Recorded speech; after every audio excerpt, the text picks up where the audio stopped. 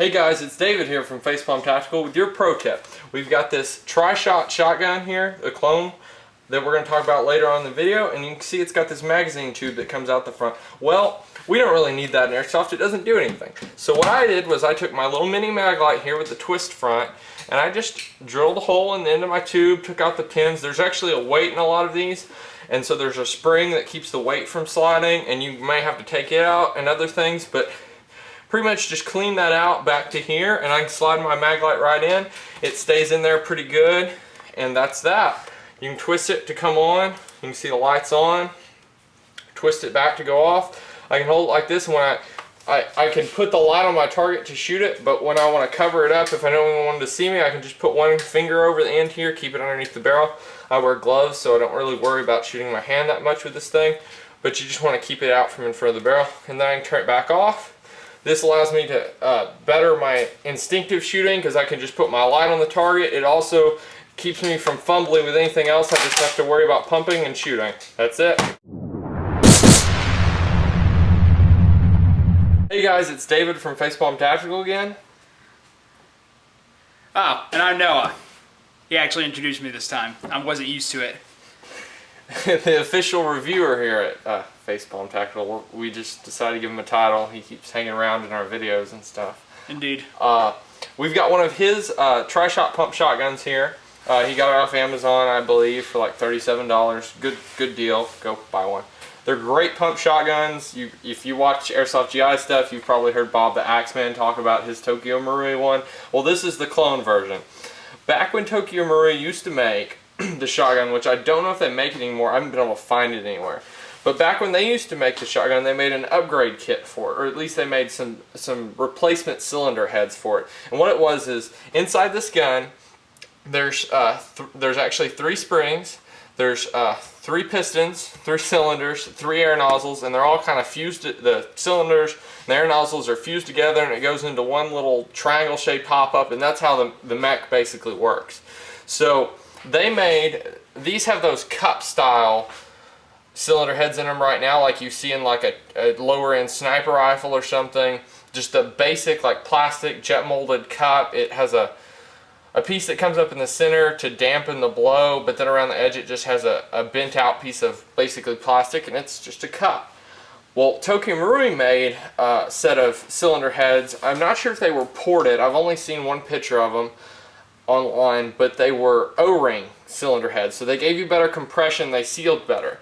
What I'm looking at doing, because Noah expressed he loves these shotguns, and they're fantastic for CQB or even in field when you get up close and you don't want to worry about your FPS limits and everything, but these things only shoot 280, so they don't have great range. I mean, they put a good pattern out there, but their range really isn't quite good enough. So I was thinking that we could manufacture some ported cylinder heads with O-rings for the 3 little pistons in here, and that would give you some better range and performance. Noah, you brought this up to me. What do you think? I mean, what do you want to see out of it? Alright, one thing is when you take that full stock variant of this thing out into the field, you want to be able to actually reach out and touch somebody, because you can use this shotgun in the field, but a lot of the times you're going to fall short, or you're going to have to sneak up on somebody, and that can be risky. So what I want to see out of this is I wanted to shoot further, and if I am up close, I wanted to hit a little harder, because you're already getting hit with 3 BBs, so most people do call their hits, especially in CQB when you get up at close and personal, but out in the field with a spring shotgun, some people might not call their hits, so I want to have the kind of power to make them feel it. Now, we know this is a cheap shotgun and everything, but the reason we're looking at it is because it's been a really good tool. It's a spring shotgun and everybody makes fun of it or whatever, but I feel like it has potential, and I feel like it's extremely reliable, and that's why I think it's worth our time, because this shotgun, I've never had one go down on me. I've never had one jam. Have you, Noah? No, and out of all the shotguns that I've ever used, which I have had the gas one that shoots like 5 shots per trigger pull or whatever. And I didn't really like it. I like this thing a lot better because it's easy to load, it's easy to carry lots of ammunition for, and at the last Reindeer Games in 2011, I got the majority of my kills with this thing because we were in a mount facility. And up close and personal, you don't want to go against this thing because it's great for instinctive shooting and it'll put somebody down. The problems with like this gas shotgun, we had an awful time with this thing leaking, and I'm experienced with working on airsoft guns and everything, and I just couldn't get the thing to seal right ever. And I've replaced O-rings, I've replaced fill valves, and then this tube thing is just almost a piece of trash. This is stupid.